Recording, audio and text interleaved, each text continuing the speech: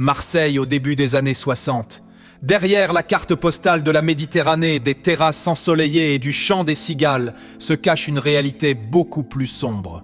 Dans l'ombre des ruelles du Panier, des hangars du port autonome et des villas discrètes des collines provençales, s'organise l'un des réseaux criminels les plus puissants, les plus secrets et les plus lucratifs de l'histoire moderne. Une organisation si parfaite, si tentaculaire, qu'elle va faire trembler Washington et forcer le président des États-Unis à déclarer une guerre totale. Ce réseau porte un nom qui résonne encore comme un mythe absolu du grand banditisme, la French Connection.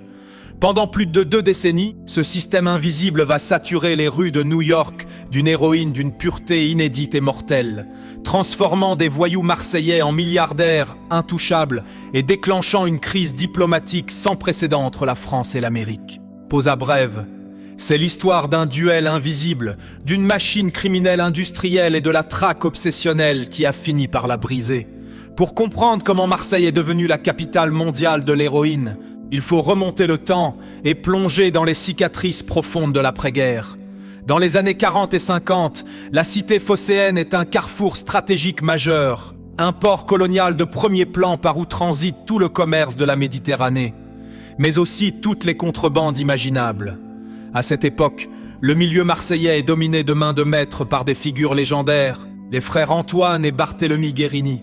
Corses d'origine, stratèges hors pair, ils ont bâti leur empire sur le contrôle absolu des réseaux de prostitution, des cercles de jeux clandestins et du proxénétisme de rue. Mais les frères Guérini ont compris avant tous les autres que le véritable pouvoir et la richesse future ne résidaient plus dans les activités traditionnelles du crime de proximité. Le monde change. La mondialisation s'amorce à toute vitesse et avec elle, un nouveau marché infiniment plus rentable s'ouvre à eux, celui des stupéfiants à l'échelle internationale. La géographie de la French Connection est d'une logique économique et logistique implacable. Tout commence à des milliers de kilomètres de la France, dans les plaines fertiles de Turquie, au cœur du croissant d'or. Là-bas, des milliers de paysans cultivent légalement le pavot pour l'industrie pharmaceutique occidentale, mais une part très importante de la récolte annuelle échappe systématiquement au contrôle officiel de l'État. La sève de pavot est récoltée à la main, séchée et transformée sur place en une pâte brune, odorante et brute, la morphine base. C'est ici que le génie logistique des trafiquants marseillais intervenit pour la première fois. Par des routes terrestres complexes traversant le Liban ou la Syrie, ou par des navires marchands naviguant discrètement sur la mer Méditerranée, cette matière première brute est acheminée vers les ports de la Côte d'Azur, et principalement vers Marseille, cachée au fond des cales. Mais la morphine base brute ne vaut pas grand-chose sans l'élément central qui va faire la fortune colossale de la French Connection, le savoir-faire technique. Pour transformer cette pâte brune en or blanc, c'est-à-dire en une héroïne pure à plus de 98%, il faut des chimistes d'exception, de véritables alchimistes du crime, et Marseille possède les meilleurs de la planète. Des hommes comme Henri Malvesi ou Joe Césari entrent alors dans la légende noire du banditisme.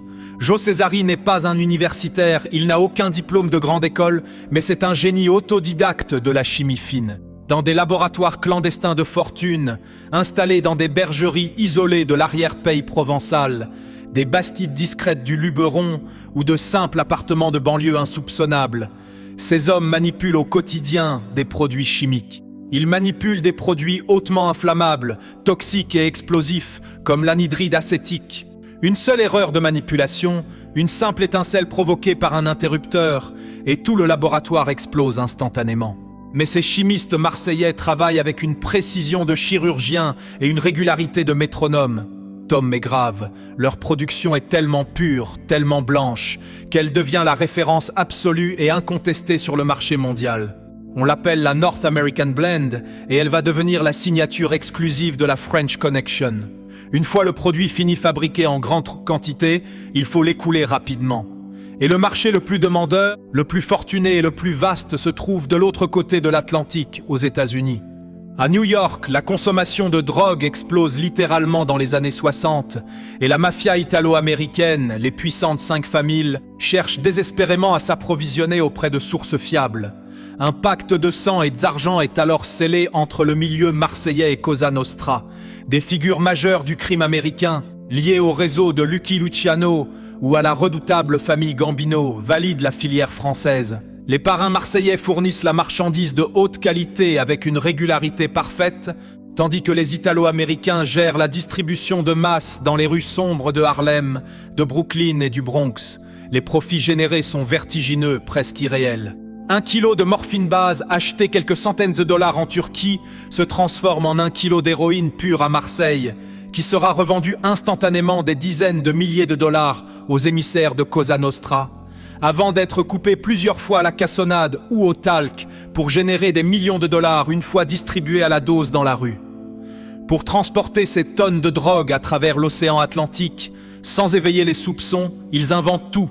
Les trafiquants français font preuve d'une imagination débordante et d'une ingénierie surprenante. C'est l'âge d'or des passeurs de la French Connection. Tout est bon pour dissimuler la marchandise interdite. Des voitures de grand luxe américains, comme des Buick ou des Citroën DS rutilantes, sont achetées légalement en Europe, puis leurs carrosseries sont entièrement démontées dans des garages clandestins de Marseille. Dans les ailes, les portières, les doubles fonds des coffres ou sous le bloc moteur, les mécaniciens complices du milieu soudent des réservoirs sur mesure en plomb. Ce plomb est indispensable pour bloquer l'odeur entêtante de la drogue et échapper aux chiens truffeurs des douanes américaines. Les voitures sont ensuite réassemblées, repeintes et embarquées sur des paquebots de ligne luxueux à destination du port de New York.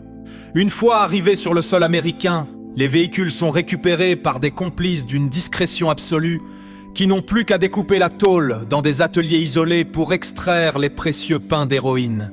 C'est précisément l'une de ces Buick, importée par un homme de télévision français nommé Jacques Angelvin, qui inspirera plus tard le célèbre film hollywoodien mettant en scène la traque menée par les inspecteurs new-yorkais.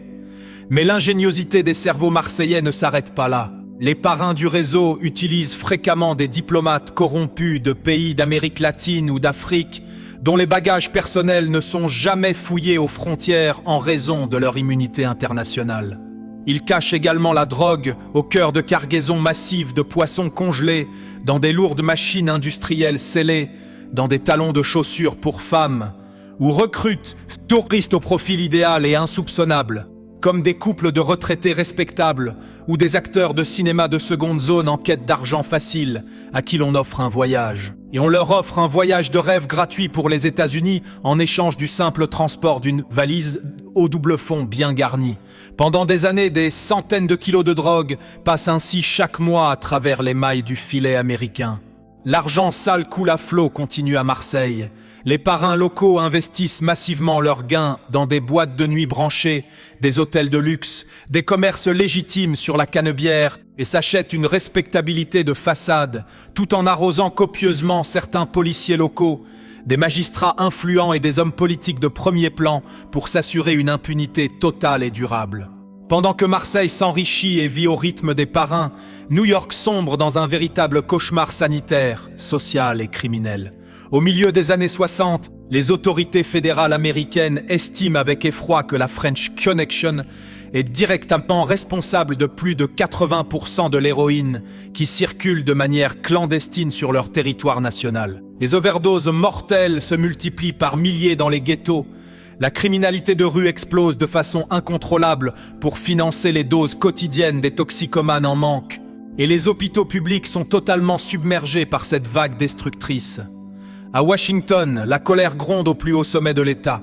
Le Federal Bureau of Narcotics, l'ancêtre direct de la célèbre DEA, décide d'envoyer ses meilleurs agents secrets à Paris et à Marseille pour tenter de réveiller la police française et exiger des comptes.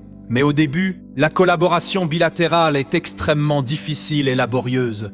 Pour les autorités françaises de cette époque, la toxicomanie est perçue comme un problème spécifiquement américain, une maladie de la jeunesse d'outre-Atlantique.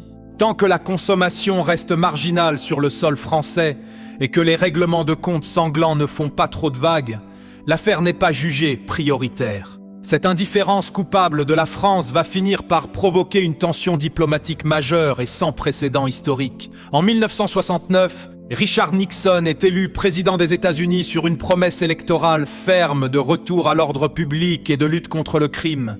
Pour le nouveau locataire de la Maison-Blanche, la lutte contre le trafic de drogue internationale devient une priorité absolue de sécurité nationale. Face à l'inaction manifeste et prolongée du gouvernement français, Richard Nixon décide de taper du poing sur la table de manière spectaculaire. Lors d'un échange diplomatique d'une froideur glaciale, il menace directement le gouvernement français de sanctions économiques sévères, de boycotts commerciaux majeurs et d'un gel total des relations de défense si la France ne détruit pas immédiatement et définitivement le réseau marseillais. Le message américain est clair et net. La French Connection n'est plus une simple affaire de police locale. C'est devenu une crise d'état majeure qui menace les alliances internationales. Pause à brève. La France n'a plus le choix. Elle doit réagir avec la plus grande fermeté. Et la traque va changer de dimension pour devenir une guerre sans merci. Le véritable tournant opérationnel de cette guerre de l'ombre s'opère au tout début des années 70 avec la nomination d'un homme à poigne qui va devenir le cauchemar absolu du milieu marseillais, le ministre de l'Intérieur Raymond Marcellin. Sous sa direction de fer, la police française modernise radicalement ses méthodes de travail et ses structures d'enquête. Des moyens financiers, humains et techniques colossaux sont débloqués en urgence. La brigade des stupéfiants de Marseille, dirigée par des policiers locaux tenaces et incorruptibles, voit ses effectifs multipliés par 10 en quelques mois. Les écoutes téléphoniques à grande échelle se généralisent sur tout le territoire. Les filatures d'envergure se mettent en place nuit et jour. Les filatures impliquant des dizaines d'agents secrets se mettent en place nuit et jour. Et surtout, la législation française change profondément pour introduire des peines de prison extrêmement lourdes pour les trafiquants de drogue, supprimant définitivement tout espoir de remise de peine ou de libération anticipée pour les parrains de la French Connection. L'un des premiers grands coups d'éclat de cette nouvelle ère policière survient au début de l'année 1972, avec l'affaire restée célèbre du Caprice des Temps. Ce navire, un tonnier en apparence totalement inoffensif basé dans le vieux port de Marseille, est suspecté depuis de longs mois par les agents des douanes et de la police judiciaire de servir de transporteur de masse pour l'organisation. Après des mois de surveillance discrète, de filatures maritimes complexes et d'écoutes croisées entre les services de renseignement français et américains, le bateau de pêche est intercepté en haute mer, au large des côtes de la Guadeloupe. Les premières fouilles menées à bord par les douaniers sont d'abord totalement infructueuses, tant la cachette aménagée est d'une sophistication diabolique. Mais les policiers refusent de baisser les bras. Ils persistent pendant des heures, démontent entièrement les cloisons de la cale à coups de masse et découvrent, dissimulés à l'intérieur d'une structure massive de béton et de plaques de plomb spécialement coulées pour tromper les appareils, plus de 425 kilos d'héroïne pure de première qualité. C'est à cette date précise la plus grande saisie de stupéfiants de l'histoire policière mondiale. Ce coup de filet gigantesque porte un coup terrible au moral de l'organisation criminelle et valide de manière éclatante la stratégie de harcèlement total choisie par les autorités françaises. Parallèlement à cette pression policière étouffante, le milieu marseillais commence à se fissurer et à s'effondrer de l'intérieur, victime de ses propres démons. L'impunité légendaire des frères Guérini a pris fin quelques années plus tôt, après une guerre interne sanglante et impitoyable contre une nouvelle génération de truands locaux aux dents longues, menée par des figures froides comme Tani Zampa et Francis le Belge. Ces nouveaux parrains du crime, beaucoup plus violents, moins discrets et plus instables que leurs prédécesseurs, commettent des erreurs stratégiques majeures et attirent massivement l'attention permanente des forces de l'ordre sur leurs affaires. Les policiers français profitent habilement de cette instabilité chronique et de cette paranoïa ambiante pour accentuer la pression sur le terrain. Les informateurs du milieu, appelés les indiques, terrifiés à l'idée de passer le reste de leur vie derrière les barreaux d'une cellule de haute sécurité sous le coup des nouvelles lois Marcellin, commencent à rompre la loi du silence, l'omerta marseillaise. Les adresses secrètes des laboratoires clandestins de transformation, autrefois jalousement gardés comme des secrets d'État, commencent à fuiter les unes après les autres. La police traque désormais sans relâche les véritables cerveaux de la filière, les maîtres de la chimie clandestine. En octobre 1972, les enquêteurs de la brigade des stupéfiants parviennent à localiser un laboratoire de grande envergure installé dans une villa isolée et suspendu sur les hauteurs de la commune d'Aubagne, tout près de Marseille. Lors d'un raid policier spectaculaire et militarisé, les forces de l'ordre surprennent le mythique Joe Césari, le chimiste vedette et irremplaçable du réseau, en pleine séance de préparation d'une nouvelle fournée. Au milieu des éprouvettes en verre, des fûts d'acide sulfurique, des ballons chauffants et des masques à gaz indispensables pour survivre aux émanations toxiques. Les policiers saisissent des dizaines de kilos de marchandises pures prêtes à être expédiées vers les États-Unis. L'arrêt définitif arrive, l'arrestation définitive de Joe Cesari sonne le glas et représente un désastre absolu pour la French Connection. Sans ces alchimistes de l'ombre, capables de réaliser la synthèse parfaite de la drogue, l'organisation marseillaise perd instantanément sa principale valeur ajoutée sur le marché international. Sa capacité unique à produire cette héroïne d'une